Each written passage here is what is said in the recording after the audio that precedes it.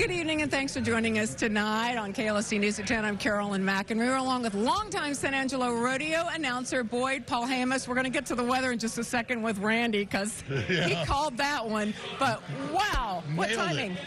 I tell people the coldest I've ever been is in San Angelo, Texas. In the February, when we were in February, I had to feed my horse on ice. I could have took ice skates. But I got to tell you, this week that I've been here, with the big rains that we've had, and look, I know we're an agricultural community, and the rains are good from that standpoint, but man, it gets muddy and it gets nasty. And today, the hail.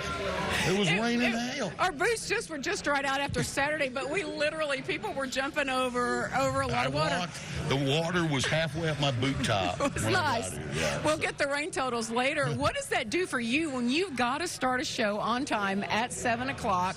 People can't get here. They're caught in the car. They're caught on the way. Tonight was interesting because it was a health issue with regards to animals and cowboys and cowgirls.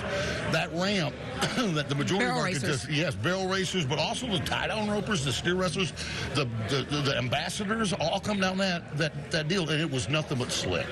It was greasy slick.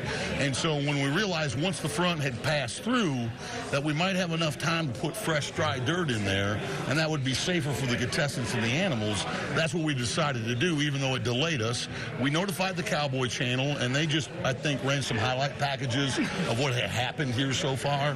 So their viewers, I don't think, were disappointed in seeing all the great things that have happened in the first 2 weeks of San Angelo. And it was perfect. It turned out to be great. Yeah, Tell us, a little different for you. We're used to seeing you. We have the first 2 weeks on Captain announcing the rodeo. Right. You're changing it. Yeah, well, I have a co-announcer. His name is Garrett Yerrigan. He's only 31 years old. He's already a two-time announcer of the year. He works the Cheyenne Frontier Days, the daddy of them all.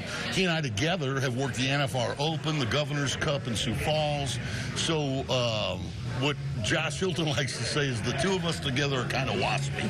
We can get a crowd into a rodeo. But it's difficult if you're on a horse and he's up there. So I would rather have the show be better and me stand next to him where we can hand off to each other in ways that, aren't cumbersome. And so we're just going to stay off Captain for the rest of the week, and it'll be fine. All right, one more regular long go, and then the short go Friday, and cinch shootout on Saturday. Yeah, so tomorrow night, and we do have some wolves out, because all the best from the 2 rounds in the Spur Arena and the timed events, they're all coming back tomorrow night. So they've got good times that could move into the top 12. So tomorrow night will be a playoff, basically. It's 4th and 2, and it's time to show up. Right. But then Friday, of course, the championships, then the cinch shootout, and we all know what those two things mean. All right, well, it's so fun to see you, Boyd, and always fun to have you here. You're a friend. We appreciate it. Well, so are you, and we appreciate it. We're going to want you to come back for years and years to come. We'll be back in just a few minutes to show you highlights from tonight's rodeo.